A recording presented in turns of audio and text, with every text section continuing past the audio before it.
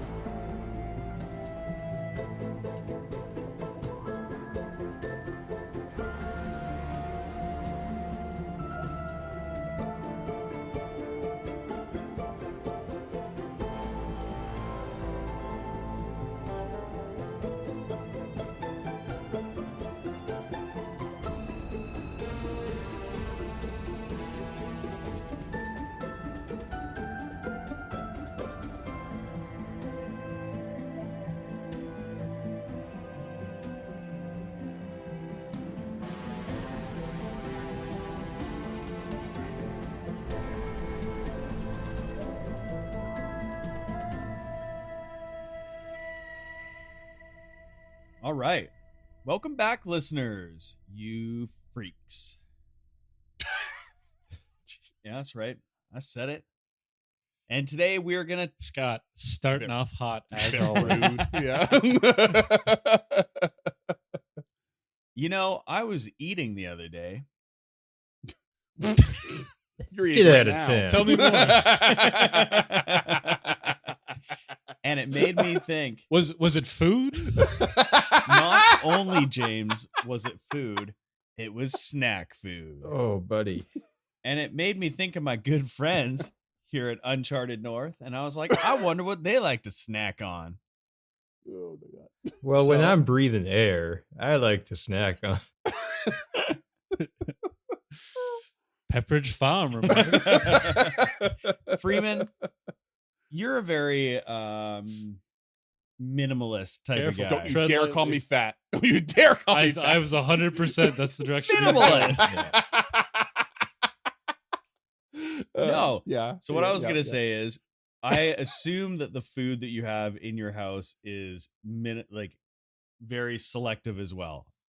So Whatever the plain version of saltine crackers. Or, and by minimalist, you mean nearly non-existent? yeah, Yes. I basically always have bread or eggs, or sorry, bread and eggs, I should say, in my house. And, Um, but, gum it. But the otherwise, old peanut butter and egg sandwich. the old. but Those otherwise, foods are definitely interchangeable. I'm really bad about cooking at home. I do love diving into the old slow cooker once in a while, and I held it off for a long time recently, and then the last time I did, James knows this, I actually managed to burn what I had put in the slow cooker. I'm getting you a smart outlet for your birthday next year. No, I just made a really rookie mistake. But snack food wise though, I'm a sucker for two very particular things. I love me some good gummy candies. Mm-hmm.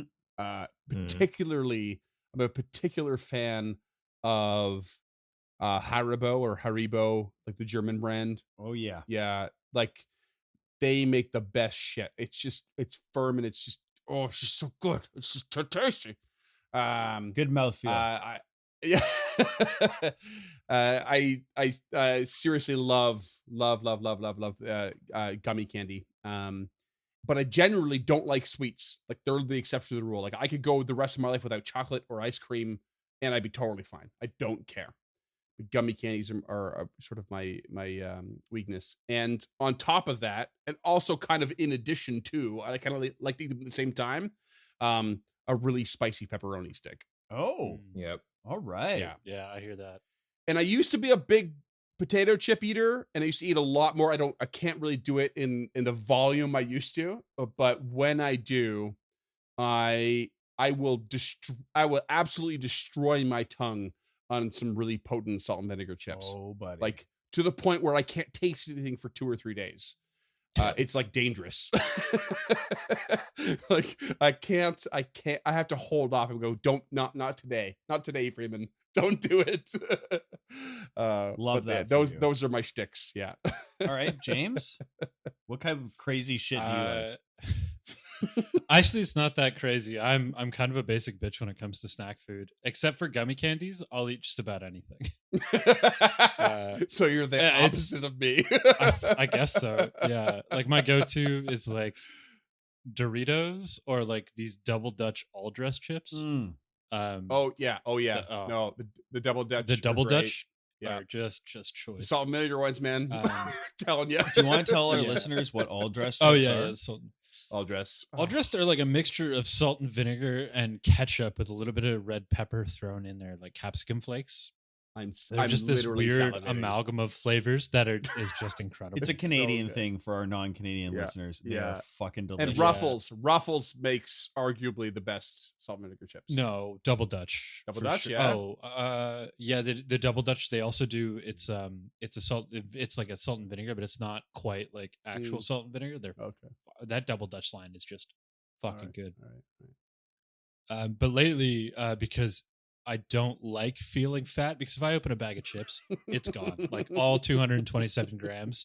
I'm not a ration kind of person. Yeah. So lately I've been doing these wasabi peas that we buy in a kilo bag, and they're so hot I can't eat more than a handful of them.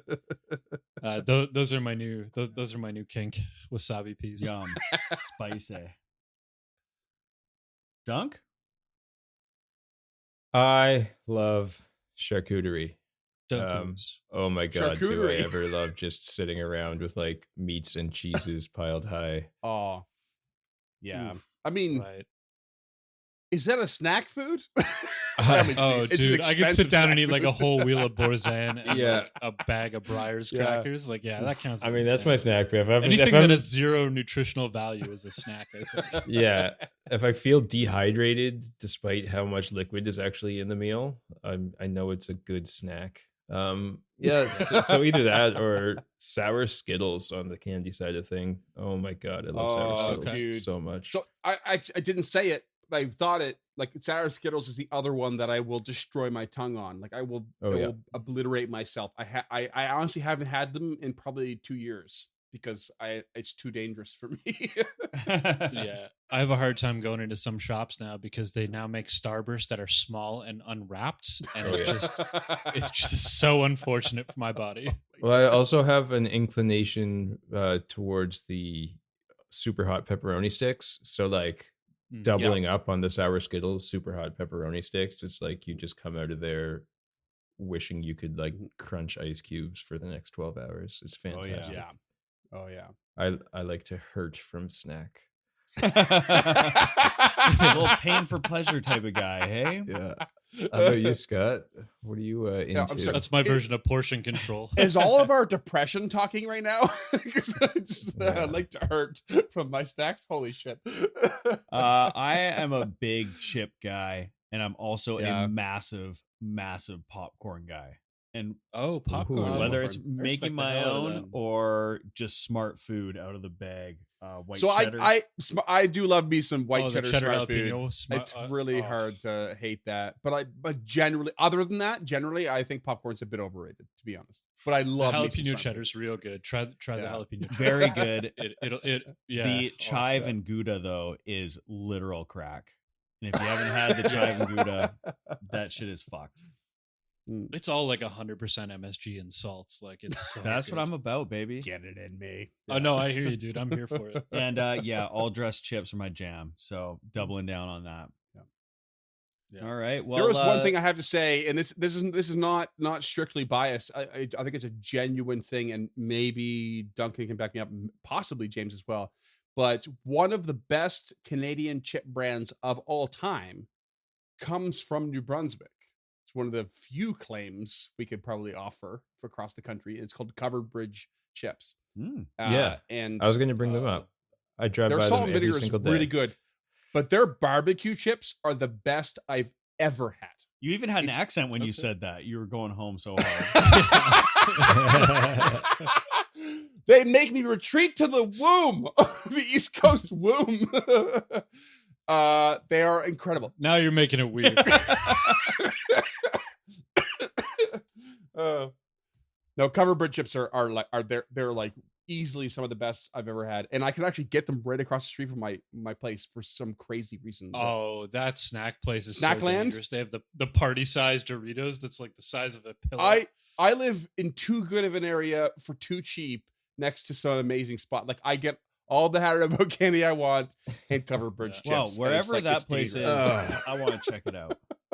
Well, They also have Code Red. Do they really? Oh. Yeah.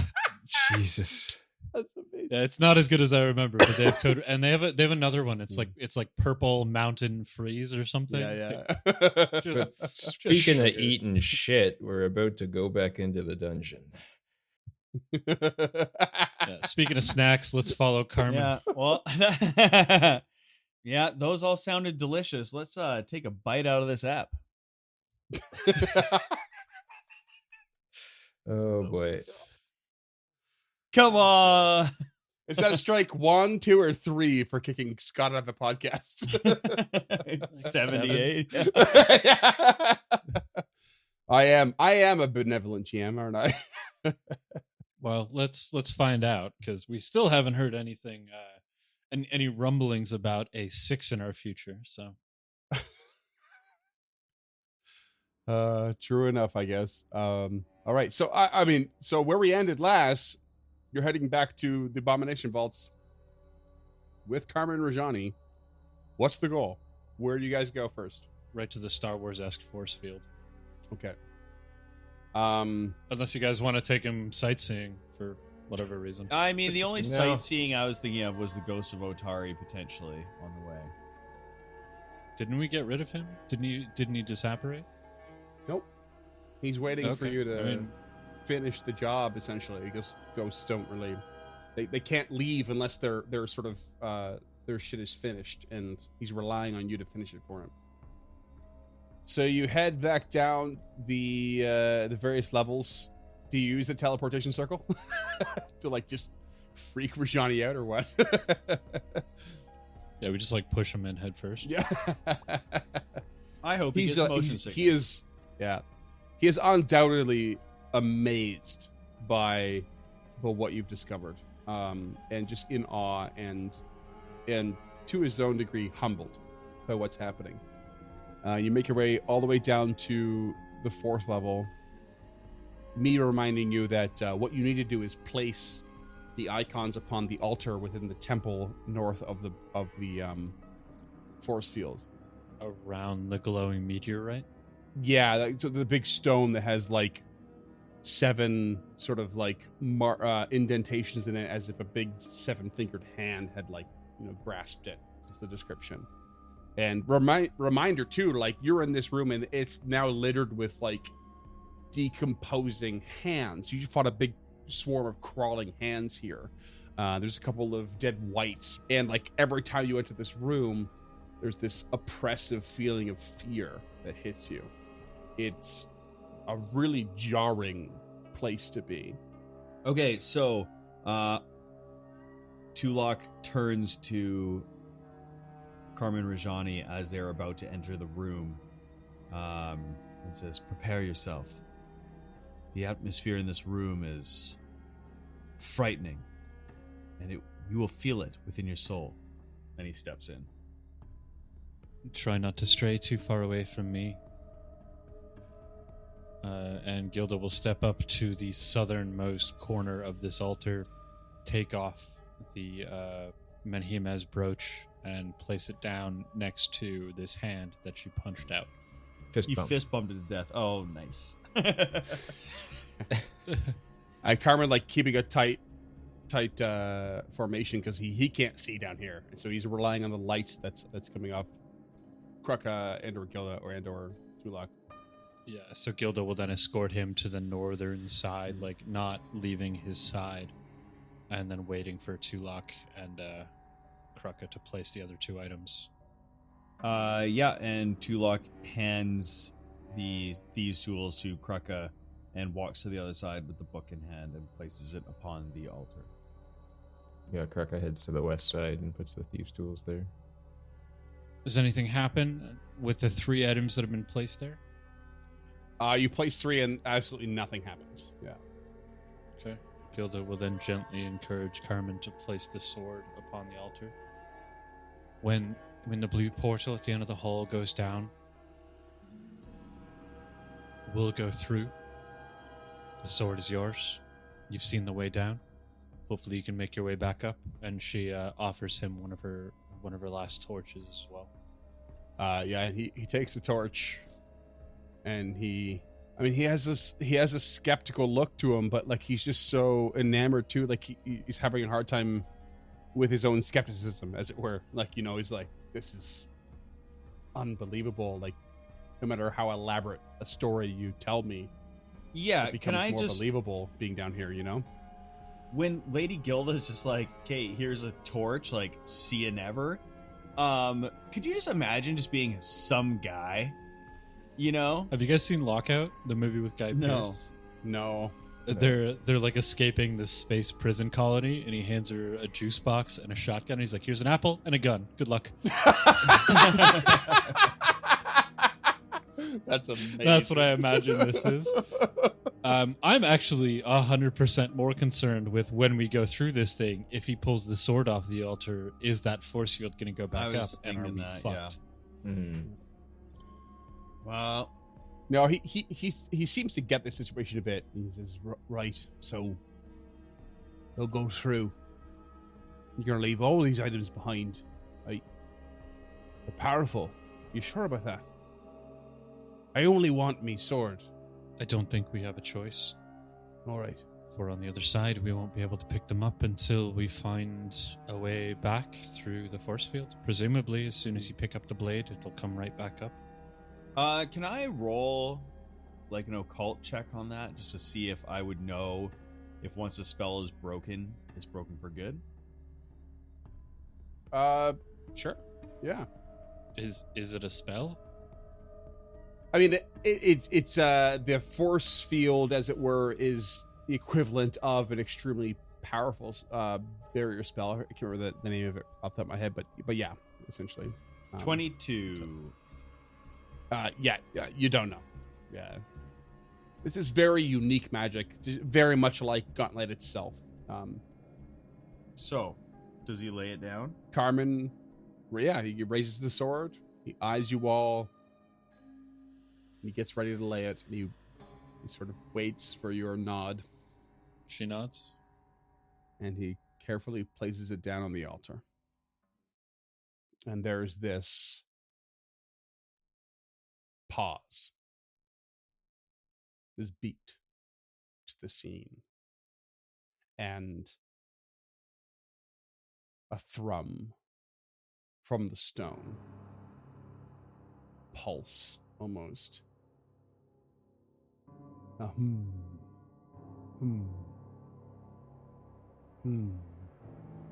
that seems to grow, and all of your eyes down the hallway on this distant force field watch it turn and move around.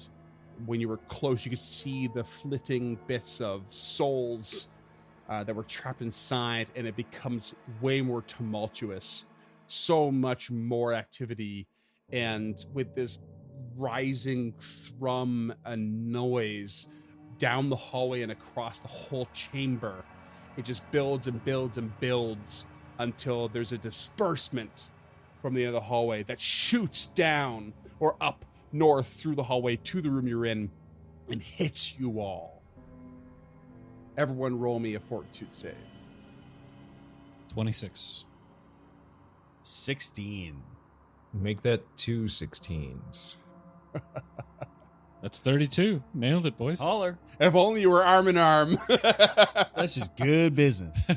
And Karma gets a 24, and it doesn't even matter because this force like hits you and knocks you all 5 feet back and knocks you on your asses. You just fall down. There's no damage, but this wave of force pushes you over. You hit the floor, and after a brief moment of just respite and just like taking in what just happened, you look down the hallway and you see a force field-less entryway. It is free and clear. And Otari himself rises next to the altar. He appears with this look of wonderment. He says, I am no longer bound to the sight of my death. My connection to this place, it's still there. And I am a little bit more free. I think I might be ready to move on. And he turns and just looks at you all, sitting on your asses, knocked over, with this just big beaming look on his face. Wait. Otari, we know how much you've already given for this town, for this settlement. And I hate to ask you for more. But only the 3 of us are going inside. The descendant of Rajani here would be taking the cooperative blade and heading back up. I was hoping you'd be able to guide him, as you once guided his ancestor through these sepulchral caves, and just make sure he reaches fresh air safely before you move on. As a last act, I think I can do this. It is strange. You are the descendant of Vol. Carmen nods his head. I am. Extraordinary. Yes. I will lead him out in safety, as long as my will can persist me here. Thank you all. Gilda gets to her feet. Tulok climbs to his feet and says, Thank you, Otari, for doing this. And please, let Rajani's ancestor know that he came here with bravery in his heart to help save the town of Otari. Let them know. Gilda reaches out a hand to help Carmen to his feet. Be good now, and be safe. And he steps up and around and to the south of the altar, ready to be on his way. Otari there floating next to the altar, sort of taking in this scenario, just so enamored, and ready to do his last duty, looking extremely proud. Shield up, she marches down the hall. Tulok follows in tow of the other 2. You go to leaving Carmen Rajani with Otari's ghost shortly following you, but intended to leave in a different direction. And something looms over all of you. There's a sense of something, even though you've left the room, that suppresses down upon you. It doesn't leave when you leave. There is something that edges over your mind, over your shoulders, like a weight. And when you turn around to see what is happening, you see Otari just beaming with pride. And you see this 7-fingered hand of immense size dripping down from the ceiling above, behind Otari. He doesn't see it. It's just falling slowly towards the stone and grips the stone in all of the pre-embedded grooves. It tightens around it. And then it lifts delicately and slowly, like it's cradling something with the most care in the world, the care of a mother. And that something is another ghost. It pulls up this blue shaded ghost in an elegant gown with the most intense hatred in its face and eyes. And it lifts as if it was meant to be on a throne.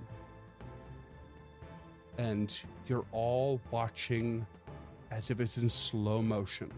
It is horrifying as this creature lunges forward and grabs Otari by the back of his neck, its hand spreading all around his throat and lifting him into the air as if he were a weightless being.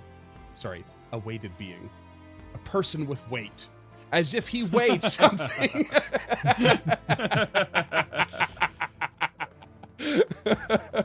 God damn it.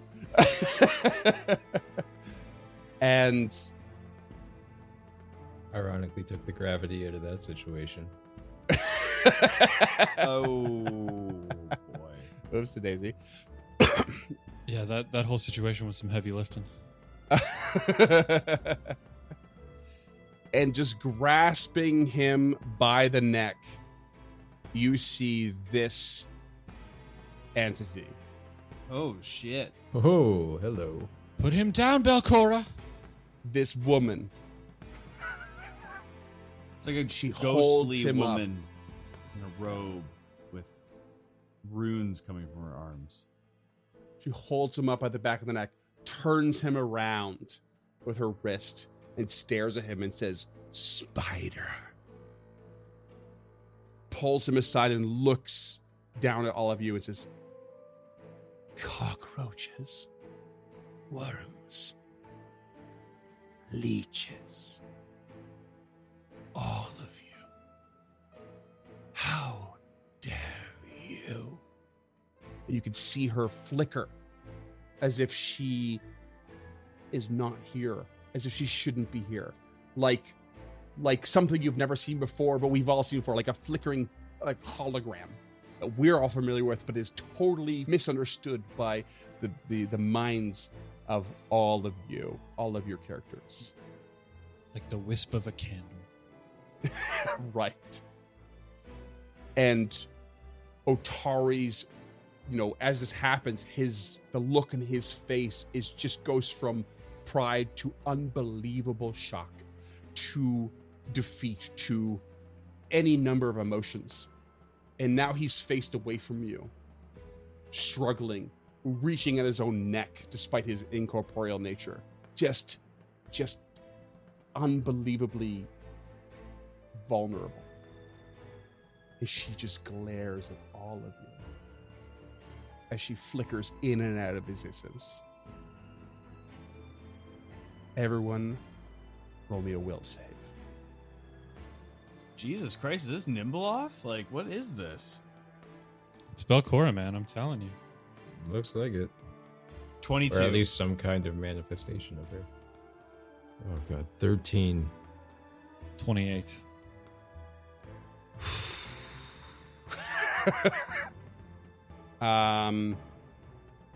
Lady Gilda, you take 29 mental damage. Yee. and are stupefied 1 for 1 minute. Everyone else, including... Oh, no, sorry. Carmen takes the same amount. But I'm afraid Tulok and Krucka take double that. How much was it? Did she just blow Tulok's mind? Take 53 damage each Oh, With meat this- to beat. with a full gaze of just like corruption. Tulok's brain just explodes out the back of his head like Black Bolt in the Multiverse of Madness.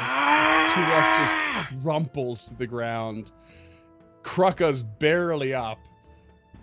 She says, You will regret this. Her voice like calming down. You are pawns. You are vermin. You are insects. You are nothing. Not even the so-called Rose Guard. She tightens her grip on Otari and then sinks into the floor with him with what you would hope or expect to be a scream, but nothing but a gurgle from him. And they disappear. The hand that loomed down, vanishing. And they are gone. And Carmen's like, what the fuck was that? That's what we're fighting against there, Carmen.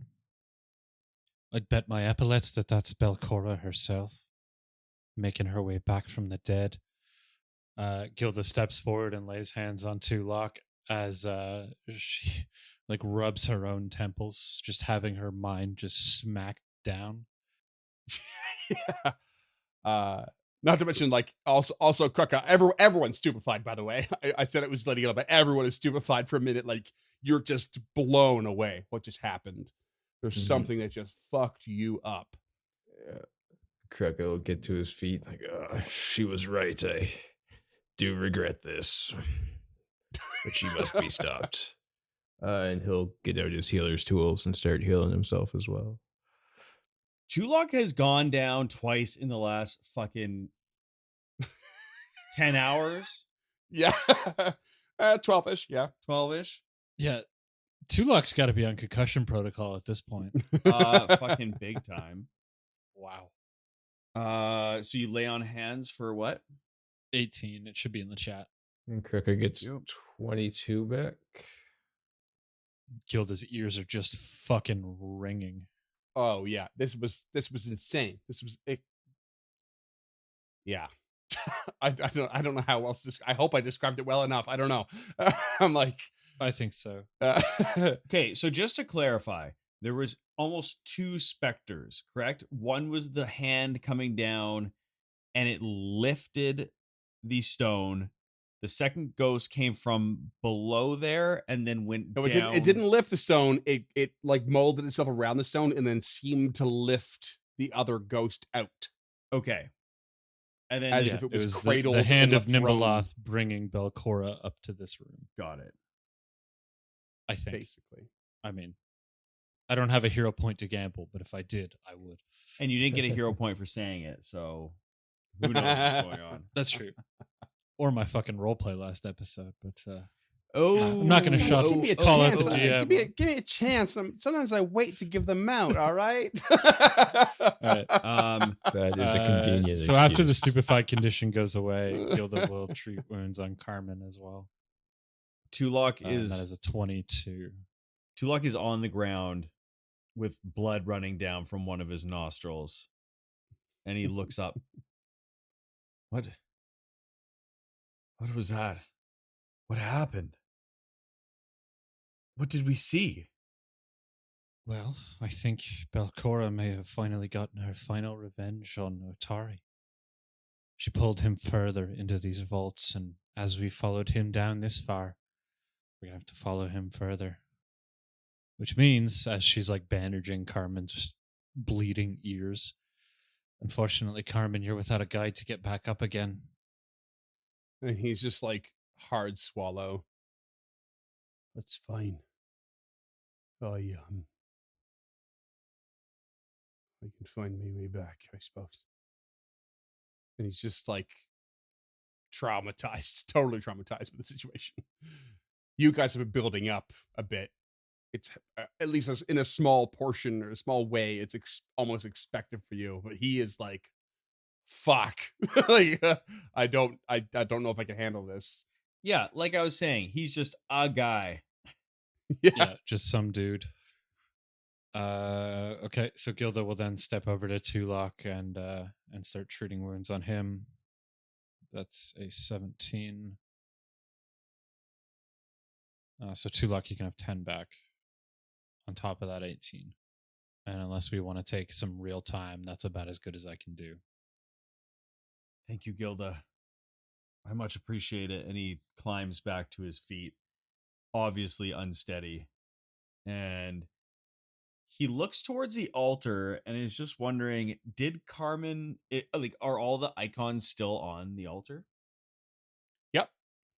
And he left it behind for a second to just to be like, make sure it was all good. But now he's like pretty eager to like step back towards grabbing it again. Tulok walks over and picks up the book. And nothing changes. Force field remains down. I think it may be safe to take the items. Carmen? Now he hurriedly walks over and grabs his sword. Doesn't run, but he's like, grab it. And has like a moment of like, reprieve. Honestly, with the same kind of frenetic energy, Gilda pins the brooch back on. Like, this is now something she thinks might actually help protect her. Right. If it had that much power to drop these walls, like, who knows what else it can do, right? So she pins the brooch back onto her collar. No shit. Crocker will Crocker's grab like, the tools. Just, I was just saying, Crocker but just he has no like, use. I had the them, thieves' tools the whole time. Wasn't I supposed to? Just kind of nonchalantly puts them in Spins. his pockets, like, well. Yeah. Spins them like drumsticks. Yeah. Right. As long as everyone has the appropriate items, you pick them all up, and the force field does not change. Okay. How bad? Who's got it the worst? I'm damage down wise. 25. Okay. Cast light on my shield, and I'll give you the compass. For 25 minutes. Wait, hold on. I'm I down can 36. I can use the healer's gloves. No, don't waste them. Okay. It's a once. I mean, if we can burn an hour here or whatever, if we can burn an hour, it would heal us both with the compass. You guys make the call. I'm good either way. If you want to spend an hour. Yeah, I mean, I'm still down 36, and after the heal check.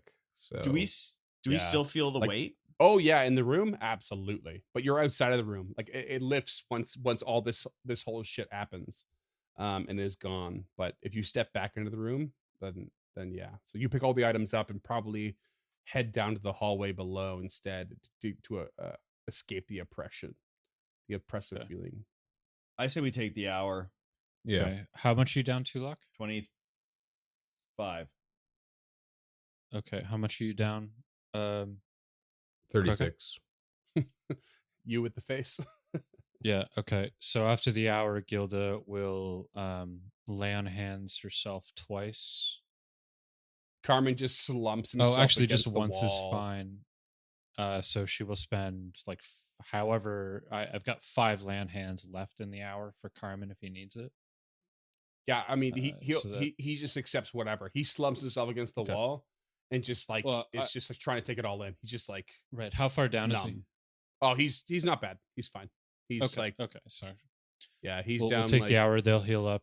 Gilda will take the compass back so she can see, and Carmen and Gilda will heal up. And yeah, he's down like 16 hit points or something like that. Yeah. Gilda will actually pull out that bottle of Lawbringer whiskey or whatever it was that never made it to my inventory because I'm a fool. That's fine. And The pour moment you everybody decide a you're cup. going to drink it, I didn't add it to your inventory, so it's fine. Okay. It lasts as long as you want it to now. Okay. So she pours everybody a cup of the whiskey while we're just like all slumped on the walls, healing up, and then And Carmen's just like, there's so many parts of your story I didn't believe. You brought me down here and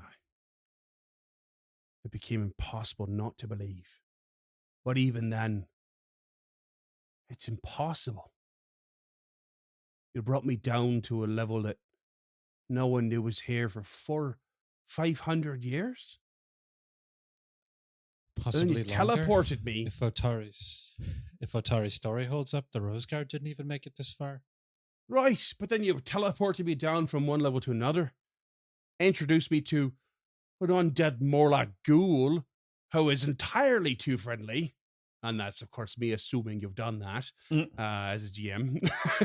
We did. Passed me through a whole bunch of library shit. Showed me a bunch of dead corpses, undead corpses. Brought me down again. And then actually showed me the ghost of Otari. And then And fucking fair this. to assume the ghost of Belcora as well. Really fishing for that hero point now. No, I just think that's what Gilda believes. She I know, I'm just kidding. legitimately believes that's okay. I mean, yes, I want the fucking hero point. Having no hero points is a scary place to be. But I'm flabbergasted. I'm beside myself. I'm fucking terrified, to be honest. And he looks at his we're not sword. thrilled about it either. He's just holding his sword out in front of him. He says, I suddenly question what this sword might mean. What it might represent. No, I don't. I don't question what it's meant to me. But I question whether or not that's meant more. Despite no one knowing it. Fuck. You've seen firsthand the power that it has here, Carmen. It unbarred our way. It's going to allow us to try to finish this. And you've shown that you can wield that sword. Perhaps you could join us. I really don't want to. I'm fucking scared of this. Can't say I blame you. And I don't have what you have. I don't have a place to return. I don't have a home. Not anymore.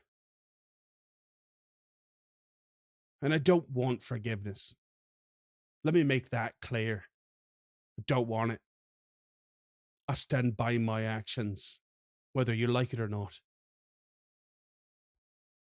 But this has got to go beyond what's in front of us. It's got to go further. And I don't know if I'm the man to actually make a difference. You could always try. I honestly doubt you'd survive. I doubt any of us will survive. But it's not about that. It's about giving it our all and giving that bitch what's coming to her. Oh, she's a bitch, isn't she? And Carmen stands up, sword in hand. He just shakes his head. You're right. I might not survive. And you might not either, I suppose. And you Probably won't. You have no reason to trust me.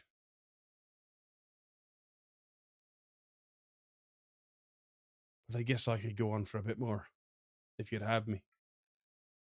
As long as when the going gets tough, you stand on your own 2 feet and you keep that back straight, I don't think we'll have a problem, will we, boys? Tulok shakes his head and says, if you're sure about this, of course we'll have you. Now let's press forward and see what's down these stairs. He takes a big ol' inhale. And it's chilling. He just nods his head. Right. Let's do this. Gilda raises her shield, aura of courage wafting in the wind. Makes her way down the stairs.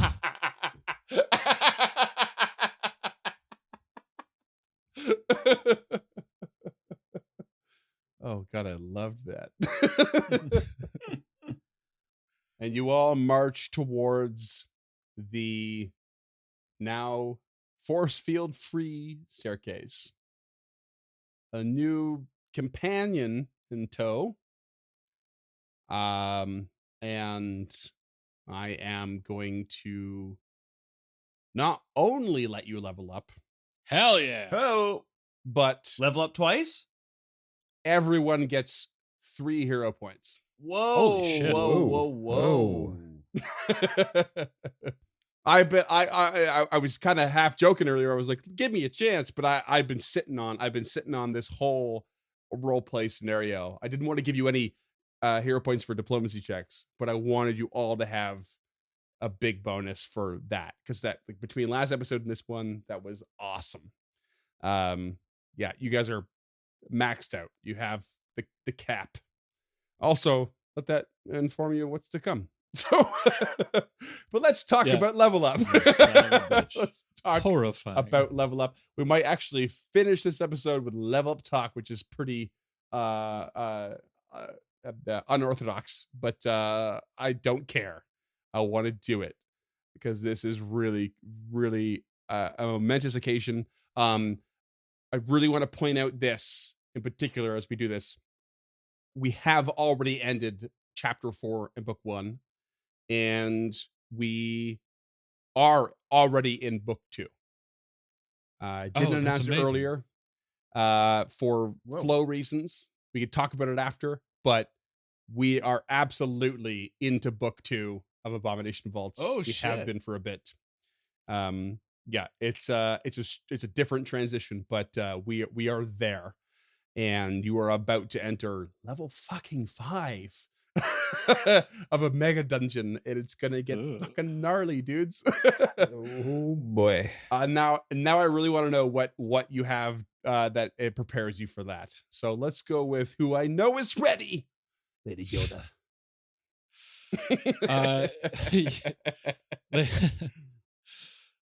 Lady Gilda's been waiting for this. Like, level 6 is my level. James is waiting this since level 1. Yeah, pretty much. So my archetype feat, as I'm a bastion, I am taking nimble shield hand, which means my hand with a shield counts as a free hand for the purpose of interact. I can also hold another object in this hand, which theoretically means I could hold the whip in one hand and punch in the other, or the hatchet, or cast magics, or healer's tools, or etc. So as long as it's only for the purpose of the interact action, it counts as a free hand, which is just awesome. I think the whip might be exempt from that, because that's not a. I think it is too. Yeah, that's a weapon which would do a strike action, not an interact. So yeah, I've got to do a little bit of more research on it. But a potion, totally. You know. Yeah, or healer's tools, or that healer's glove. Which would be awesome. Yep. Tulok wakes up one morning. Where's my healer's glove? For my skill feat, I was actually pretty torn. I was originally going to take steady balance, which is an acrobat's thing, and I figured with her armor, her low center of gravity, as she's a relatively average sized woman, it would make a lot of sense, and it works well for balancing purposes, but we haven't really messed with that. So I decided to take a skill feat called Assured Identification, specifically for religion. So when I use religion checks to identify magic, if I roll a critical failure, it counts as just a failure.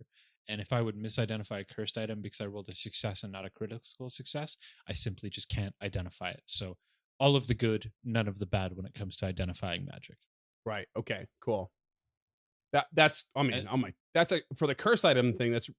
Those are quite rare, but when they do come up, like, misidentifying it is really bad. So you just simply don't. Yeah, and you have to roll a critical success on a cursed item to find out that it's cursed. Right. Otherwise, you just identify it and miss the curse. So I just Right. don't identify it. So Right. based on the amount of magic items we found, it seems like a good feat to have on our pocket just in case. So Yeah. I went with that instead. Yeah. And then my champion feat, even though I tend to use them quite a bit. I just want to back up a bit. Just be clear too, because especially since we're called knowledge checks and identifying is like secret checks, like that's something you have to, as a player, always remember you have. You have to be like, is it a cursed item, or just in case, or rather, like I have this against cursed items before I, as the GM, emphasize, right? So like, if that becomes a trope of you saying that from now on, it's for the best, you know? Yeah, it'll be right up there with she punch and raises the shield. Yeah, it's gonna be part of your lexicon. Yeah. And a lot of things have changed. Level 8 is going to be another big level for me. But for level 6, my class feat, I've decided to take another feat that gives me a reaction, or is a reactionary feat. And it's a little thing we like to call attack of opportunity. Oh, Yeah, baby. No. So if she's up close mixing it up and they move away, nope, boop. So not only when they attack my allies now, I can just punch whenever the fuck I want. Oh my god, it's like you're playing 5e now. Yep. What the hell? She tank. Oh. Yeah, now I'm starting to feel like my champion. Like Yeah. she's always been a wall with the Bastion archetype and the way I've played her. But now with nimble shield hand and attack of opportunity, she starts to actually become a tank. Fuck, that's good. What a classic. Like the only class that starts with it is fighter, and you have to invest in it otherwise. So you've gone for it. Yeah, I figured so it was good. Yeah. And spoilers for level 6, it's because at level 6 I gain another reaction that I can only use for shield block. Or level 8, sorry. Right, okay, cool. So I can raise my shield, still punch, and still shield block. Okay. Fun. Yeah, I'm looking forward. I'm looking forward to Playing the long game. Really, like I know. I've been doing it, even though I don't have to, but I'm gonna do even more now, or put it in the forefront of my brain of like, okay, would this creature, stride or step? And it's very important as a GM to make that behind the scenes really fair. Yeah, like parlance Carmen becomes very in the last important. episode, he stepped because he wasn't taking the risk any more than you would.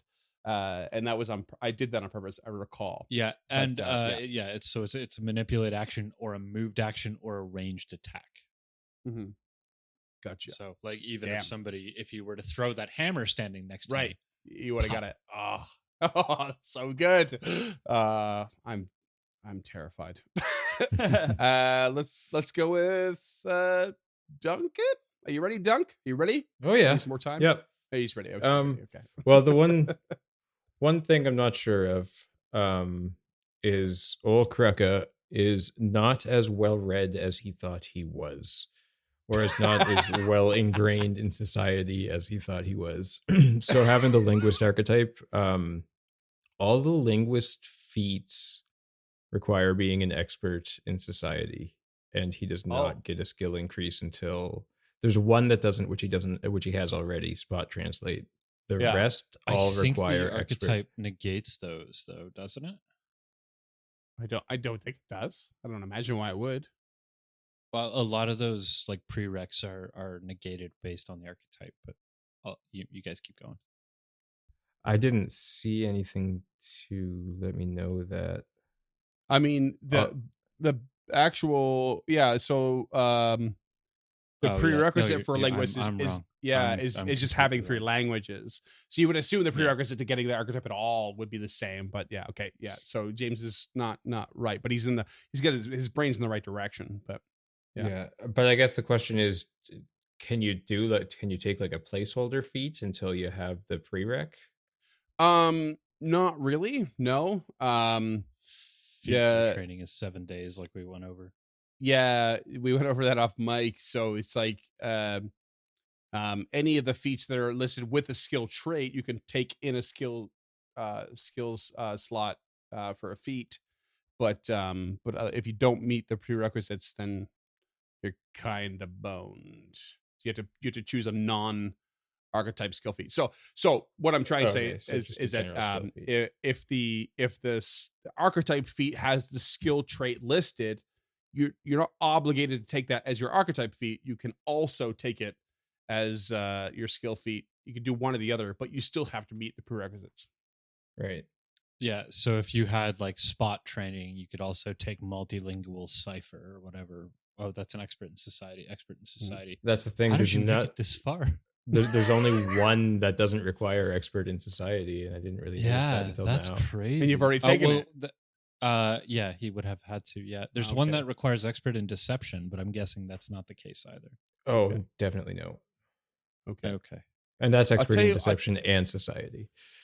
So does this technically leave you with an empty archetype slot? Yep. Okay.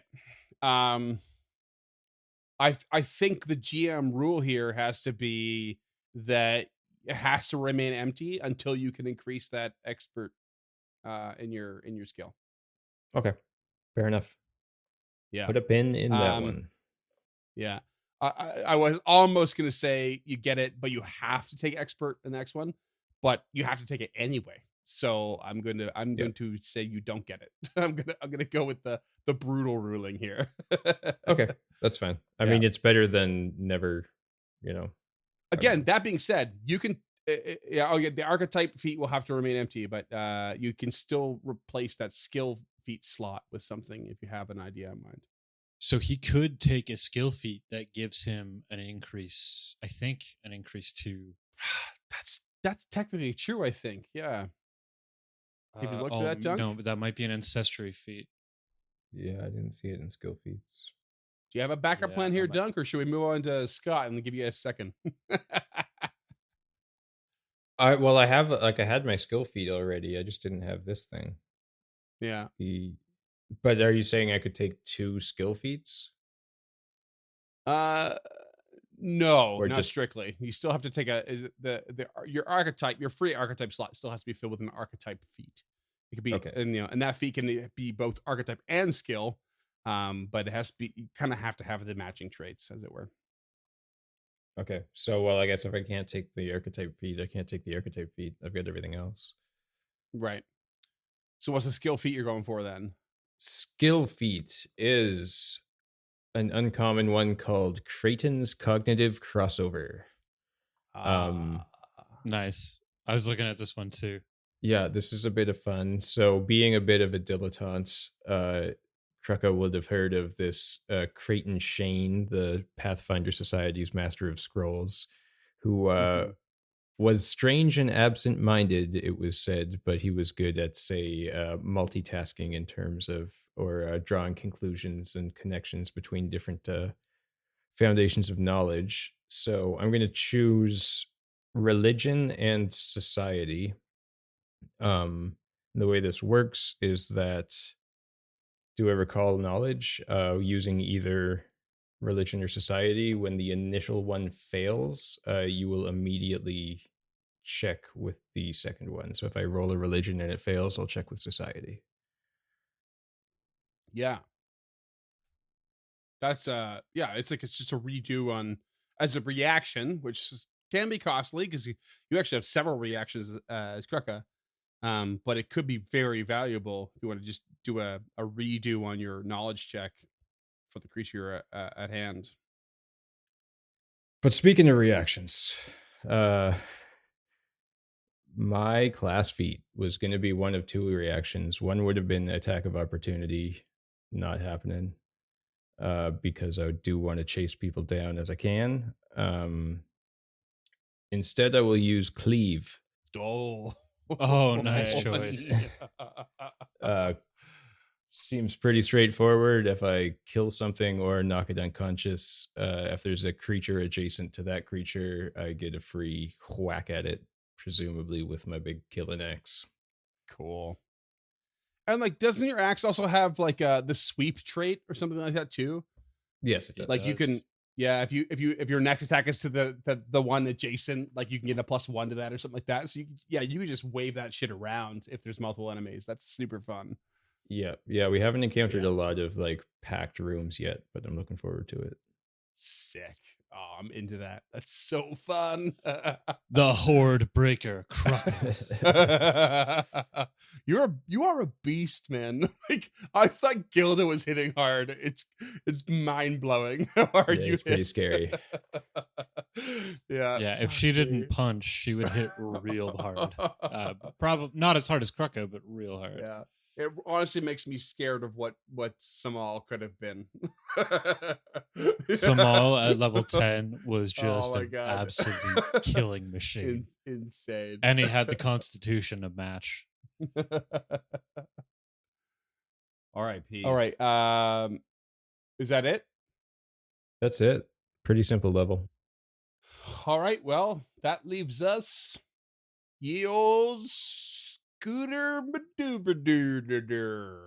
Scooter-marinky dinky dink. Scuba Doo. Did you just call me the Babadook?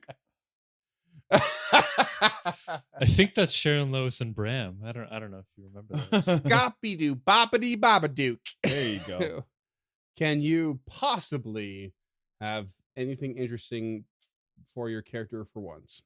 I think he's the only one who's gonna have interesting shit. I don't know. It's okay. It's an all right level for me. It's nothing like insanely exciting, but Mm-hmm. let's go through it, shall we? Okay. Shall we? So for my class feat, I took Advanced Bloodline, which gives me a second focus point as well as a new focus spell. Oh, It is called Aberrant Whispers. Essentially, it's just kind of a flavorful and cool way to make people very confused around me. So it's a radius spell. Very cool.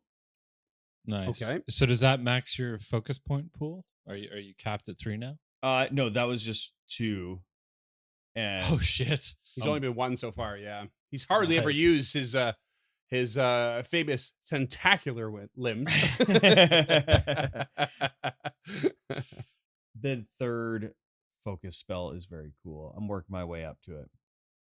So that's that. And then let's see. Oh yeah, for my archetype, I got, and this as well actually isn't really necessarily my favorite, but it's just Ghost Strike. So once per day, I can infuse a weapon I'm carrying with magical energies that allow it to strike true against incorporeal undead.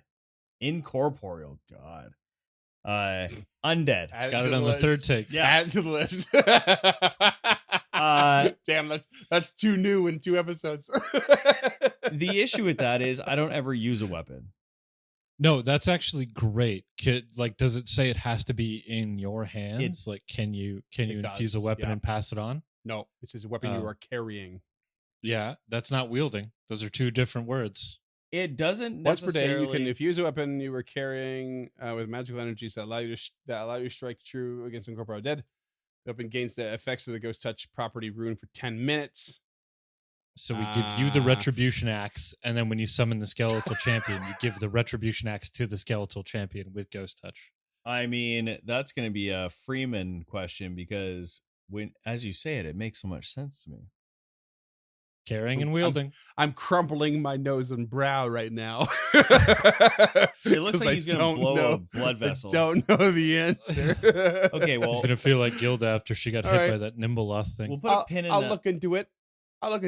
Move on. Okay. Thank you so much. Moving along. Yeah. This one I'm actually the most stoked about. So it's the skill feat, and it's called Automatic Writing. And this is one where you have to be an expert in occultism. So nailed it.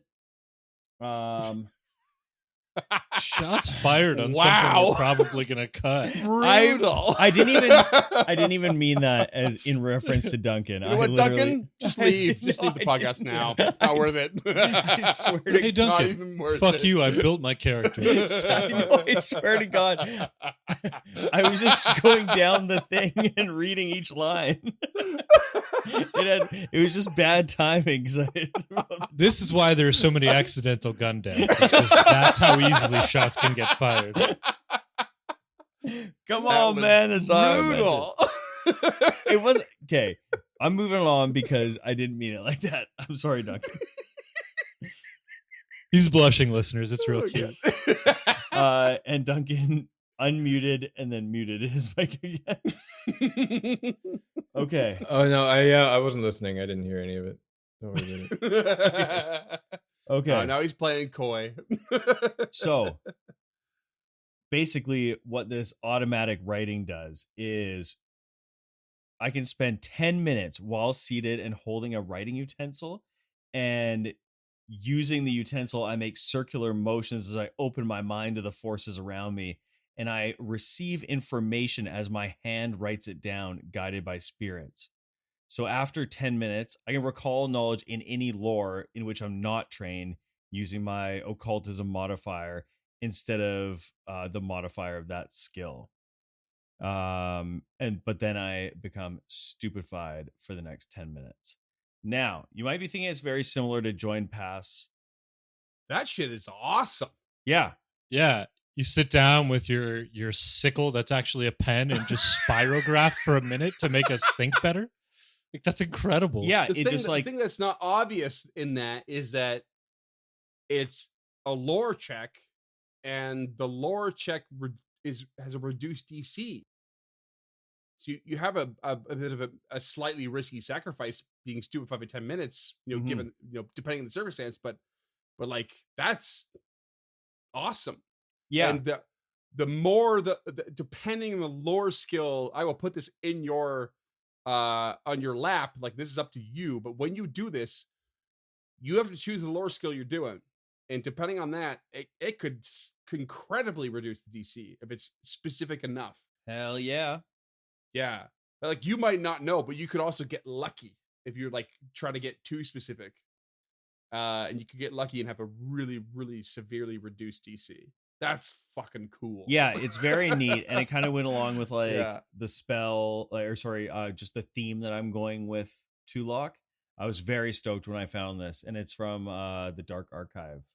Oh, it is. Oh, Yeah, cool. that's awesome. Yeah. So Yeah, Yeah. that is really neat. mhm, And you're never without a weapon when you have your word reaper. that is true. Yeah, the old sickle hasn't come up in a while, but should keep that in hand. It certainly is in my inventory.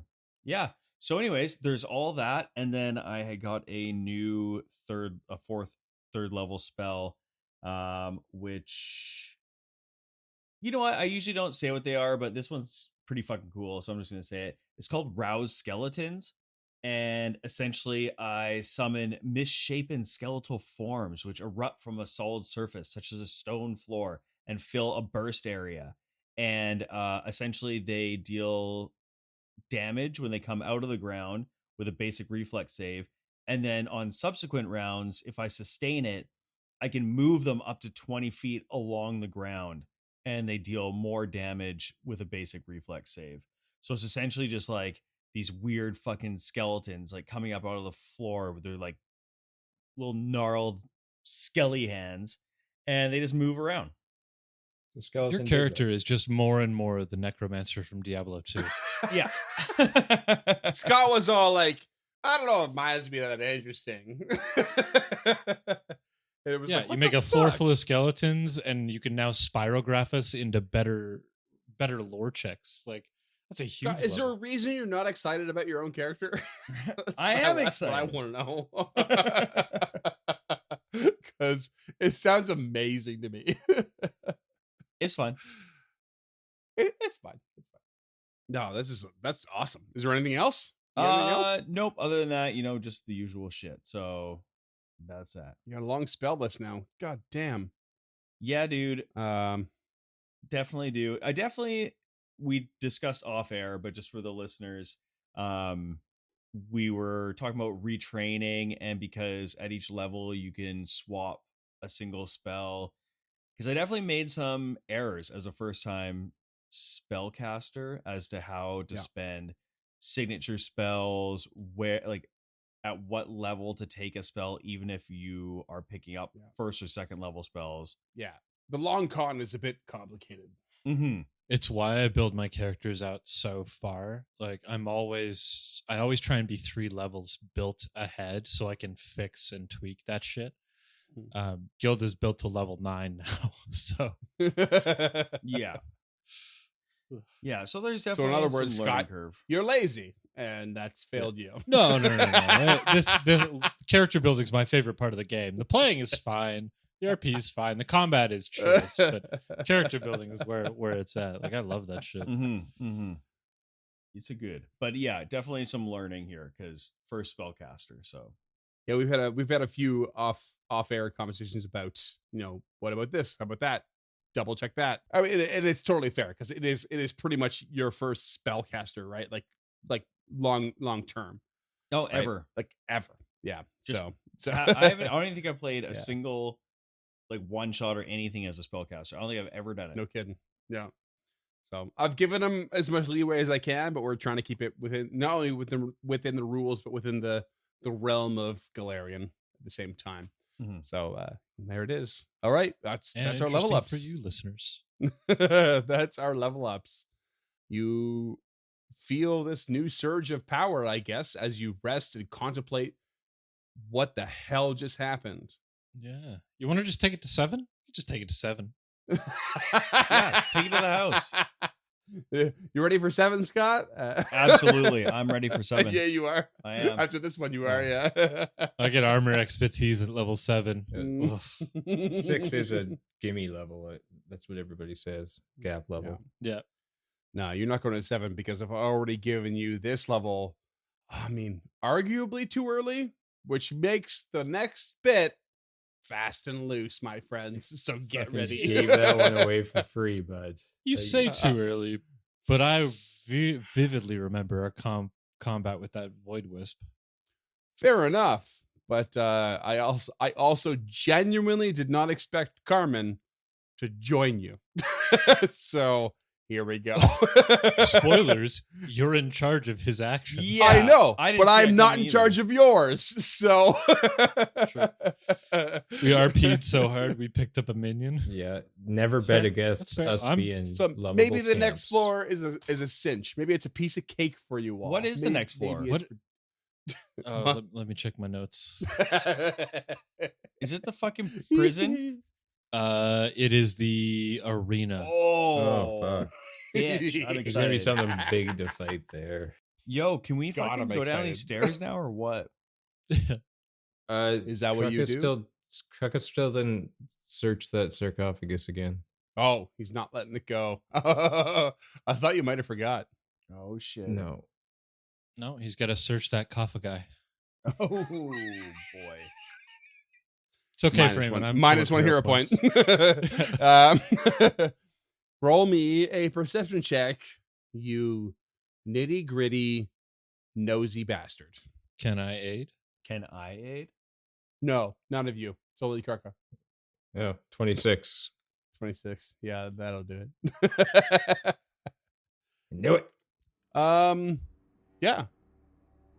You get back in there, and you're like, this ain't enough. There's no way. And sure enough, you find yourself a little spot to click. And it opens.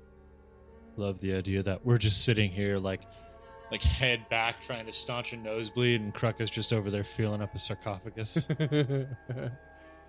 And it opens in the back quite smoothly to a very rough-hewn cavern with what little view you have seems to be strewn with bones and scraps of metal and cloth. Can he see the entire cavern? Like, does it go off in either direction? It seems to, you can't quite see. You have a very narrow view from the sarcophagus, and it stretches forward. It kind of looks like it might go left and right as well, so north and south, as it were. Okay. Well, I'd like to call out to the others. Come, it's not sarcophagi. There's shit. It's not sarcophag me. It's sarcophagus. Oh boy. You guys are bad. Gilda, pinching the bridge of her nose in disdain, walks forward. Oh, I wish I didn't eat shit trying to get that out, but and he'll step through into the cavern. Give me a marching order here, and where do you want Carmen? Ideally up front, but that doesn't seem very nice.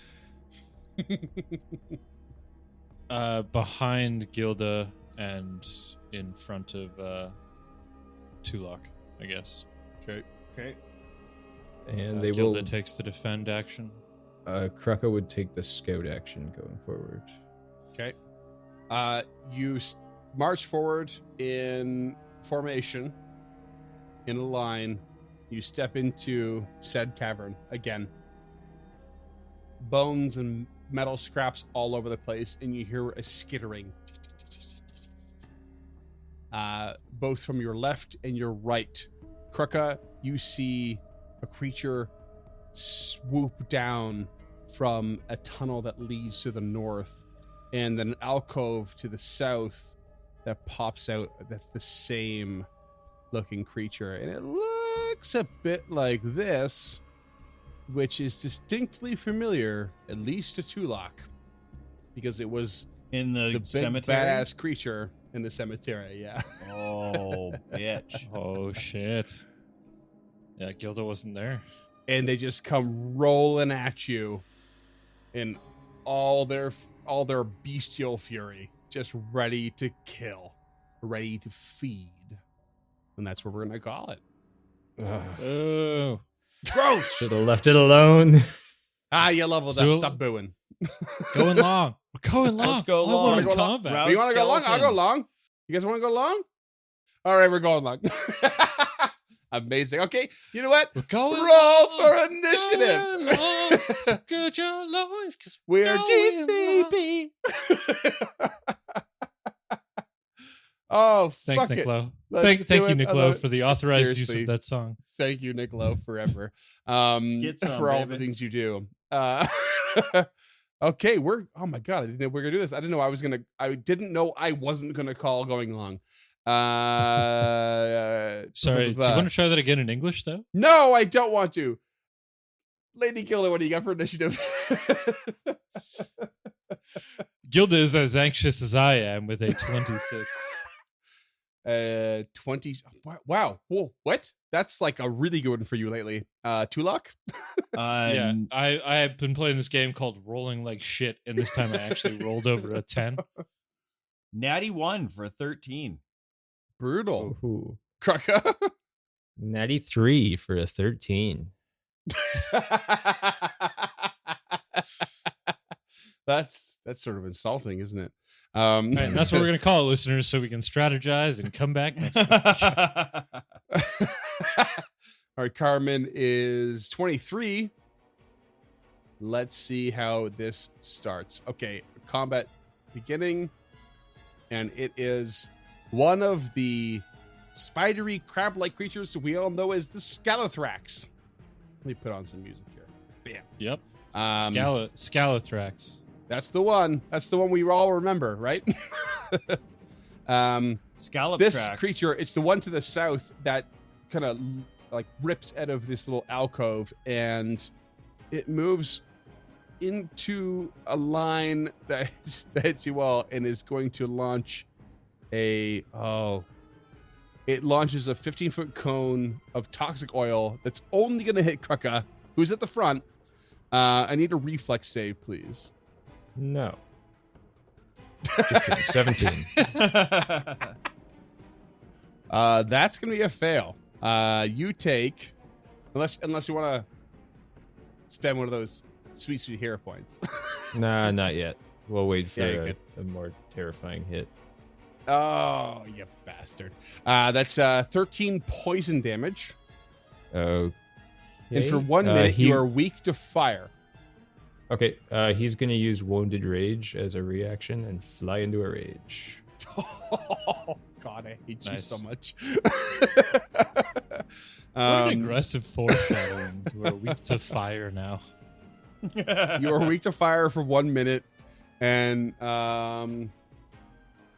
whenever you critically fail, you will drop your weapon because you're covered in toxic oil. Okay. Oh, that's much worse. So Classic there's greased that. up candle. That's what you want to be. Lady Gilda, you're up. First action, she is going to keep that shield up. Second action, she punch. No new tricks, except that it's now a plus 15 to hit. God. That's a 21 to hit. That's a meat to beat. Good to know. That is 11 points of bludgeoning and 11 points? 5 points of good. Okay. Yep. Love it. Love it. Okay. Punch. What else? What else you got? You know what? Punch. That is a 17 to hit. Miss. Use my hero point. That is a 19 to hit. So, Miss. Guess it's not my turn anymore. Okay. Carmen Rajani. Oh God, what does he do? What did I get myself into? Gonna beeline it through the new founded allies, right to the one who just spewed everything, and Carmen, will be careful. go ahead and strike successfully with a 23. 16 points of damage. And we'll go for a second attack, striking successfully again with a 28 and 18 more damage. Fucking putting a dent into one of these Scalathraxes. And now the northern one, it's their turn. Its turn. It's going to lunge at Kruka with its jaws for a natural 20. I will use my retributive strike. Okay, it is a 33 total, 26 piercing damage as it jaws at you. You take 8 less.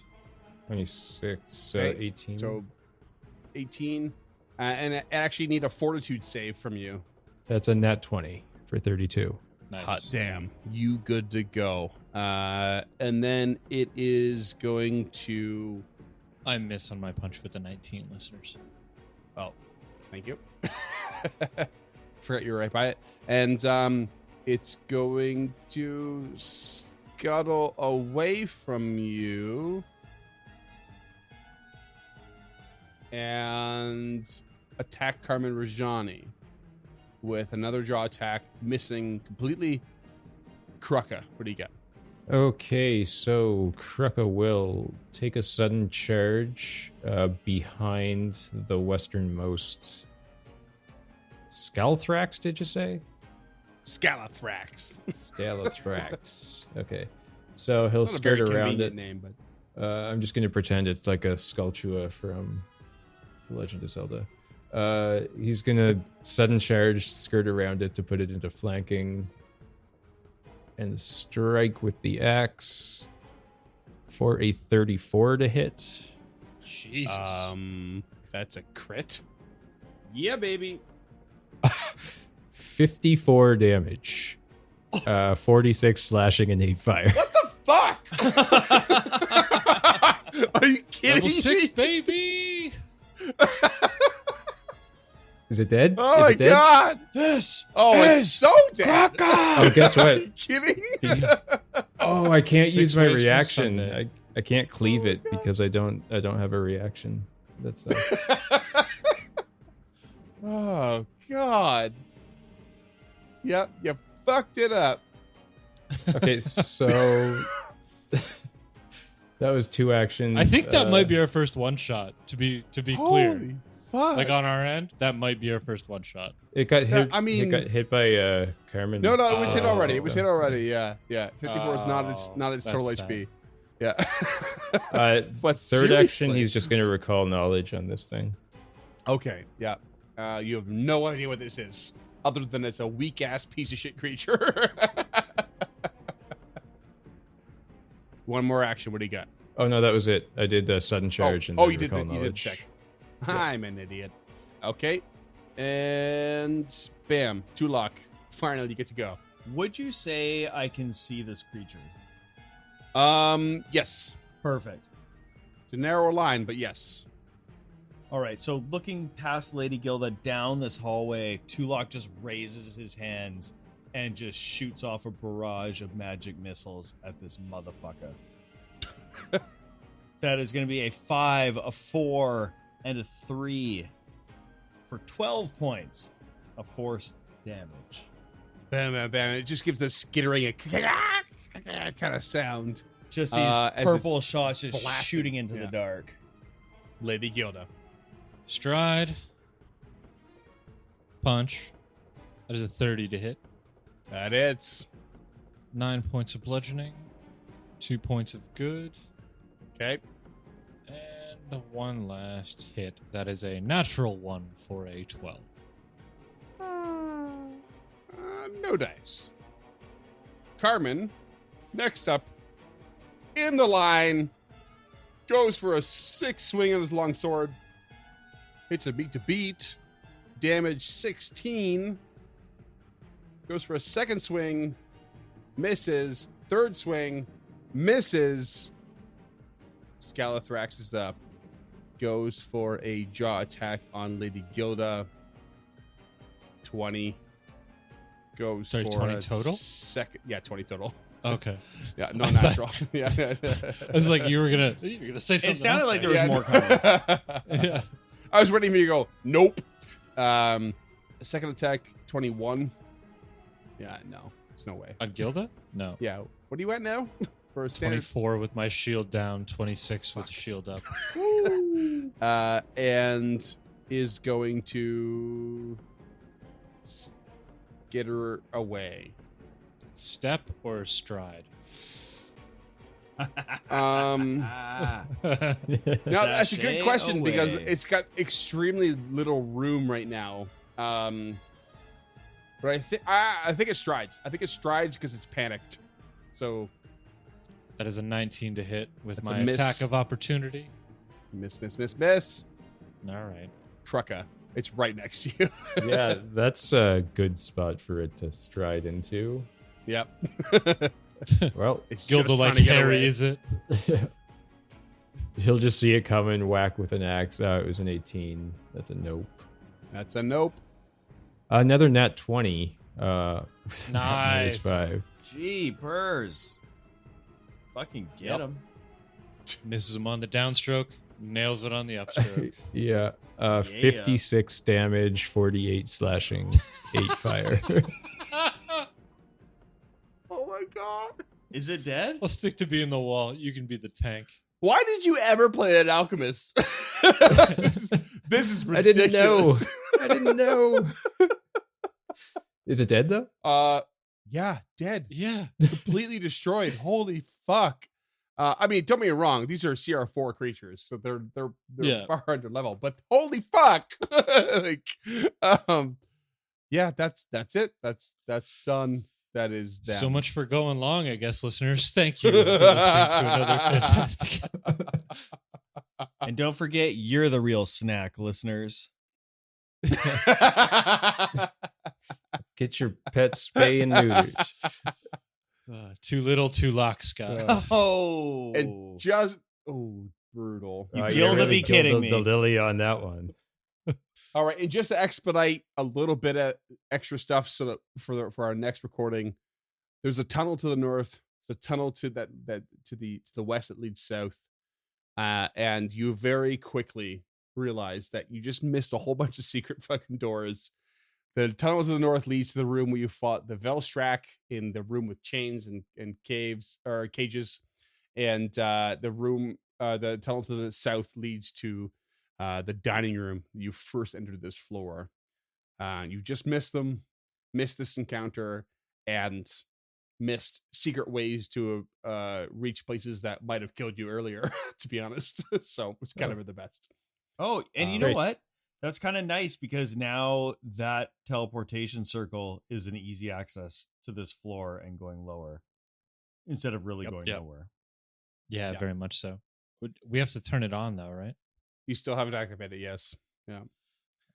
But ultimately, I assume you head back into the hallway and to the next floor. Show us the map. Show us the map. You make your way down to a brand new level.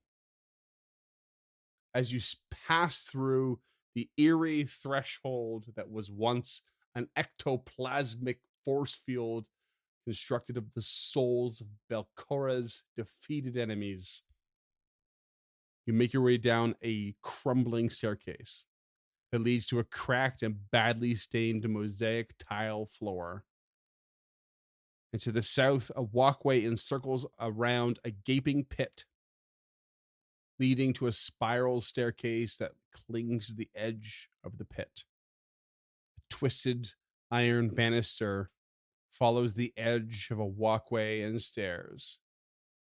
The acrid smell of chemicals and rot, with just a tinge of sulfur, wafts from the pit's darkness, and strange moans echo from the shaft.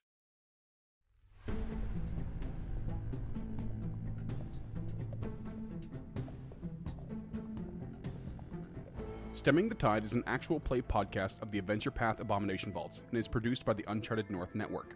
Stemming the Tide uses trademarks and/or copyrights owned by Paizo Inc., used under Paizo's community use policy.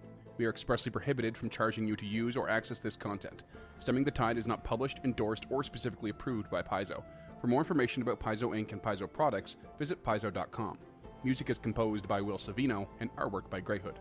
Stemming the Tide is recorded remotely using Foundry Virtual Tabletop. If you wish to connect with us or support this project and projects to come, we can be found at unchartednorth.ca, patreon.com/unchartednorth, and on all major social media platforms. Links to all credits can be found in the episode description and our website. Thanks for tuning in.